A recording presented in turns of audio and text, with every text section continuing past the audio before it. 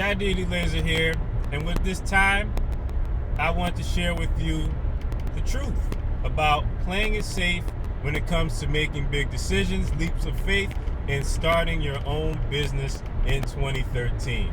And to illustrate this point, I want to tell two stories, a tale of two cities. First tale is regarding a dear friend of mine, known him over 15 years, very good friends. He made a decision in 2012 to launch his own business. He wanted to go and do some independent contracting, go out on his own, ultimately build a practice, bring on additional employees, live happily ever after. He's been working in this field several years, entire career, so he figured this is the time to do so with the opportunities that existed. So, of course, I was happy, great, want to encourage him to actually make that step, because it's hard to go from a consistent or steady salary to leap out into the big bad world and make opportunities for yourself. So a little bit of time had passed, and right before the new year, we had a talk, and the discussion was, it was a normal, how's the kids, how the family, how are these things going? But I didn't feel the optimism. I didn't feel the new entrepreneur spirit during that conversation. It's very hard to contain when you break away from a employee situation, a W-2 situation, and you move to running your own business, whether it's a sole proprietorship or corporation. So I asked a direct question because I didn't feel it there. I needed to know. Have you gone and launched a business? Are you running into any issues? What's the problem? His response was that he was waiting for the results of the fiscal cliff to know whether or not he was going to launch his business.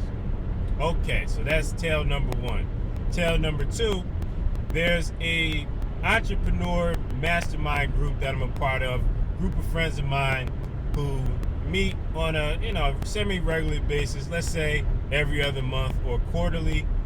We sit down, we may have lunch, we may have dinner, we may go to happy hour, and the whole purpose or function is to sit down, discuss and share our triumphs, our lessons learned, different information, different news that's coming up that can benefit the group. The result from this is that once you sit down and you listen to the different experiences, you come out a smarter person, you learn new techniques and tactics, and you kind of dust yourself off, and then you go back out into the world a little bit more confident, stronger, and well-equipped to deal with what's coming next.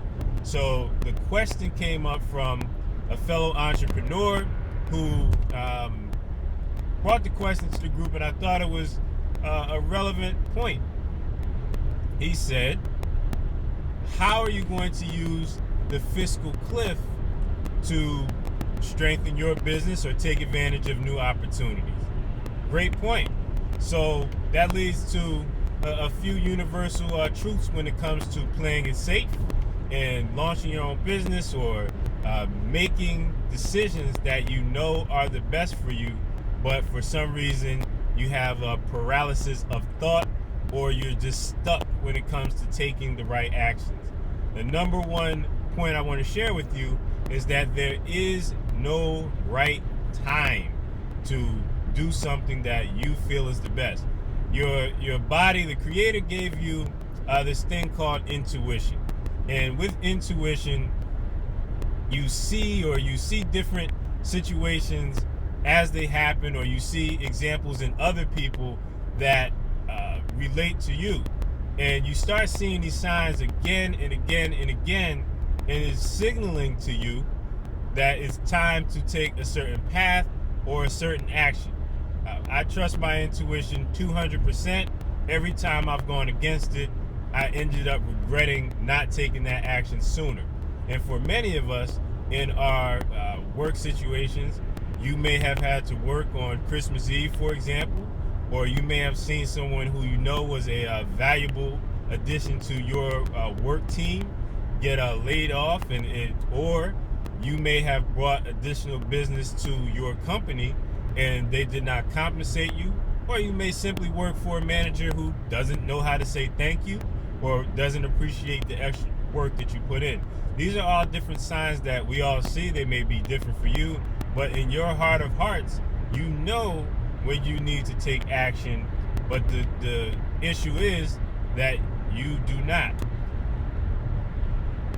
When it comes to the second point, I want you to understand, whenever I sit down with someone and we talk about launching your own business, launching your own personal brand, I tell them my story all the time. When I stepped out to launch my own business, it is the scariest thing you can possibly do. I was afraid. Every day I was afraid. That's actually how I got into yoga, because I would feel such almost hyperventilate. So I had to find a way to get control of my breathing and just stop and think about things. And yoga was excellent for me in that regard. It kind of get me to center back, relax, focus on what I needed to do. So it's going to be scary. You're going to be afraid. Going from a consistent job where you may get paid every 2 weeks, every 4 weeks, every week, you kind of have some sort of certainty there with your particular management, your coworkers, whether you hate it or you love it, there's familiarity there, to go into a situation where you have to rely on your contacts, your network. Payment may not come on time. It may come a little later. You may not like the situation. You have to learn about accounting, bookkeeping, taxes, and all these different things that you may not ever have to had dealt with. Is a very uncertain and scary thing. But you have thousands of examples, hundreds of thousands of examples of people who were less educated than you, less charismatic than you, less talented than you, who have stepped forth and made that choice and made it through to the other side.